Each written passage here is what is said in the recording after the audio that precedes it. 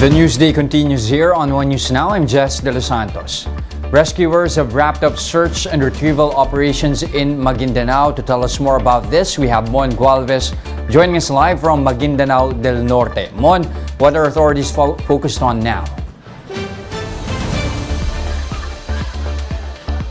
Yes, Jess, authorities are shifting their focus to relief and recovery operations after the massive landslide that buried dozens in Sitio Tinabon, Barangay Cusiong, in the town of Dato din Sinsuat here in Maguindanao del Norte.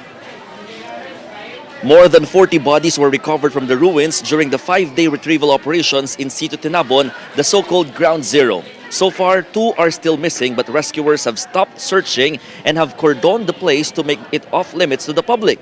However, some residents still go here to scavenge for things that can be used, such as clothing or galvanized iron sheets.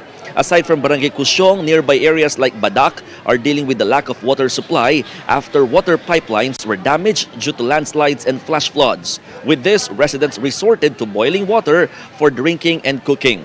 Relief goods such as rice, drinking water, and medicines are the crucial items needed here. This as some residents are suffering from fever, cough, colds, and stomach pains. Earlier, Senate President Juan Miguel Zubiri visited an evacuation center in the town of Dato din Sinsuat, where he pushed again for the establishment of a department or an agency that will focus on disaster response. He thinks this is sorely needed as local governments are ill-equipped to respond quickly to these kinds of situations.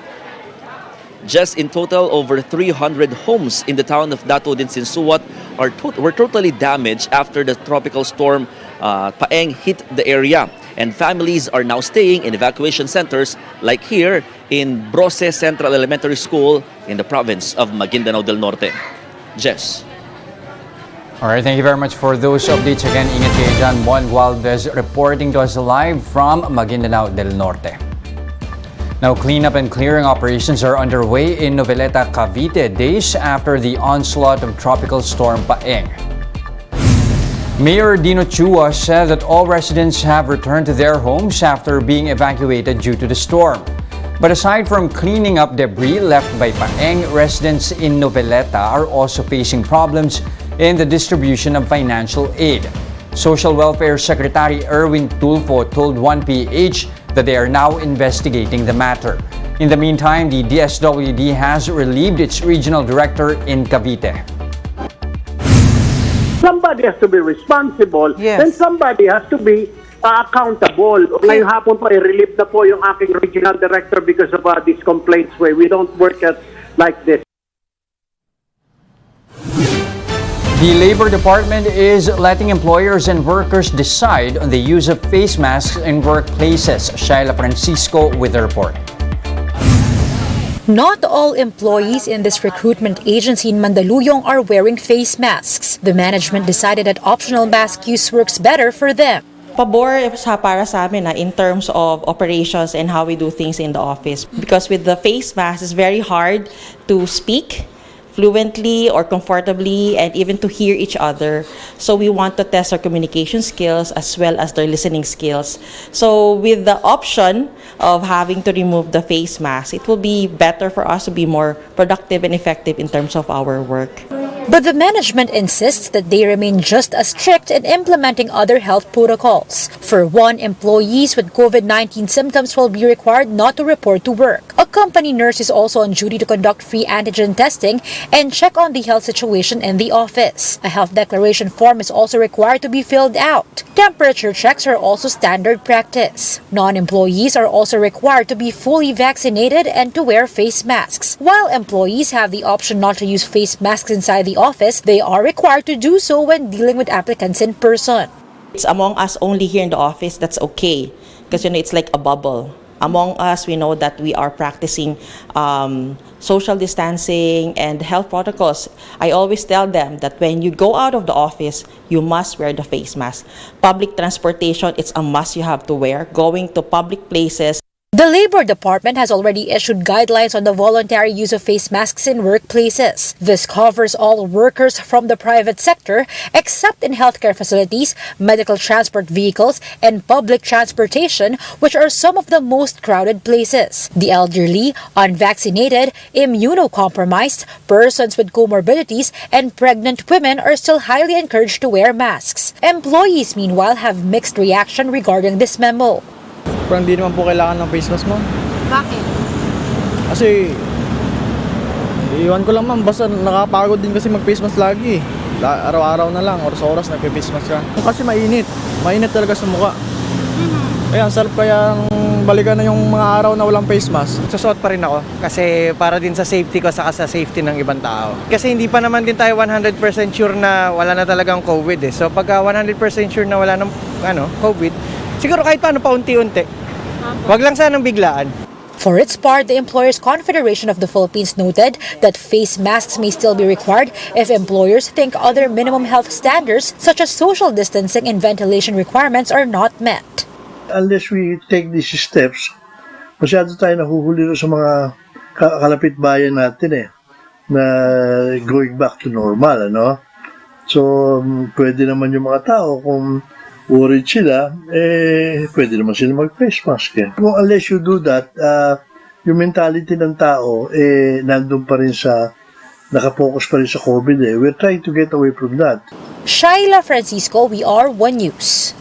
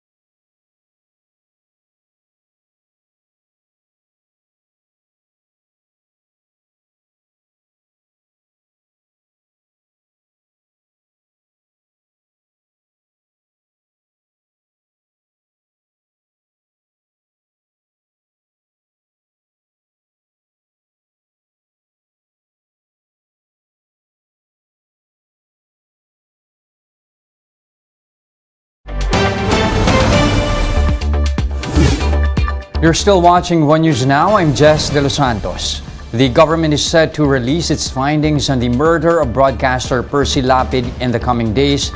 Here's what we know so far based on the affidavits confirmed by the Mabasa family's lawyer, Attorney Berteni Causing. There is the mastermind. Below the mastermind is the number 2 man. Merong instruction galing ito sa mastermind at ipinasang instructions sa kanyang sunod na tao na kung saan siya may sobrang tiwala. At ang taong ito ang pumuntak sa isa sa, sabihin natin na isa sa Lord of the Rings yan sa loob. So, sinabihan ito, may project tayo. Gusto ng boss, ang project nito, ipapatay si Percy Lapid. Yung tatlong lords ay happy-go-lucky, which is a band or a gang composed of all Ilonggos. Coming from maybe from Panay Island or Negros. And then the SSSG, which is Sige-Sige Spotik Gang. And then the BCG, Batang City Jail. Okay, these were the three that who were called into a meeting to meet the number 2 man. the trusted man of the mastermind. Si June Villamor was a member of Sige Sige Sputnik Gang. So, siya na ngayon ang nakakita daw ng tatrabaho. Tapos, ito si June Villamor, tumawag siya ngayon kay Christopher Bacuto na nasa BGMP. At itong si Christopher Bacuto ang nag-provide sa kanya ng gunman. Actually, yung pwede mo masabi na kapag close ng deal, isa lang nun sa tatlo. Okay. Yung apparently yung Sputnik. Kasi siya lang ang nakakita ng death contractor. Kinausap naman yung isa sa tatlo na paano to, maghanap ka ng diskarte. So, nangako siya, sige, 300 pero ibibigay ko pag matapos na yung kontrata. So, sa madaling sabi, natuloy. Pero bago ko tutuloy ng kwento, itong mga perang itong pinamimigay ng mga tatlo ay nanggaling ito sa tinatawag na small businesses, quote-unquote, sa loob ng National Bilibid. So, they did not specify what kind of businesses. Pero siyempre, understandably, merong binibenta yung cellphone, merong binibentang shabu. Congratulated actually the Secretary of Justice because not once in our history na ganito katindi ang pagsisigasig. Sana ang sunod na patayin mangyari, ganun din katindi para wala nang patayin na media man, wala nang pataying abogado, wala nang pataying judge, wala nang pataying kung sino pa man negosyante. Okay. So, yan ang nangyari. So, ibig sabihin, to my impression is, satisfied kami lahat.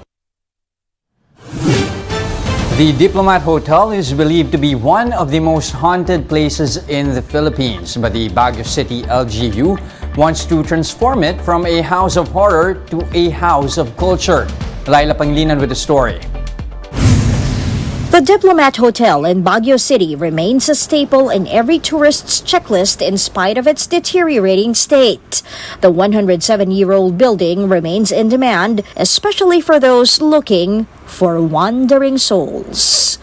But for now, visitors are denied entry, as authorities fear that the structural integrity of the building may have weakened because of recent earthquakes. That's why tourists have to resort to ghost hunting in broad daylight, just outside the building. Mas okay po sana kung sa loob makapasok, medyo kulang yung experience eh. And may araw kasi so maganda pag gabi. Beyond the scary stories about the hotel, the oldest stone structure of the city of Pines has a lot of historical accounts to tell. The Baroque-style building was built in 1913 by Father Roque Ruano, who also designed the quake-proof main building of the UST in Sampaloc, Manila. It served as a retreat house for Dominican priests and nuns. Baguio residents also sought refuge here during World War II. The building was bombed during the war, and it was reconstructed in 1947. Fast forward to 1973. The establishment was converted into a hotel, and in 2005, the Baguio City LGU took over maintenance of the historic building. It was declared as a National Historic Site by the National Historical Commission in 2014. At present, the NCCA approved a grant of 15 million pesos to the Baguio City LGU for a conservation management plan. Kasama po sa proseso natin, kailangan magkaroon muna ng master plan. And then we have to conduct a thorough engineering study of this to make sure that this is still safe. However, the LGU said it needs a bigger budget and a longer period of time to complete the Diplomat Hotel's restoration. Sa initial na kwan namin is it would cost about 300 million plus sa restoration lang nito.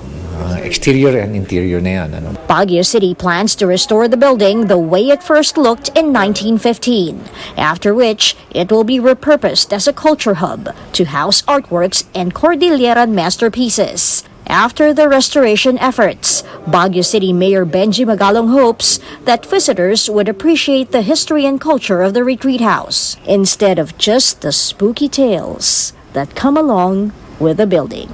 For News 5, Laila Pangilinan, we are One News. For more updates, visit News 5, the Philippine Star, and Business World online. Visit our website, onenews.ph, for more in-depth analysis. You can also catch One News on the Signal Play app. Register for a free account now at www.signalplay.com and stream One News live anytime, anywhere. I'm Jess De Los Santos. We are One News.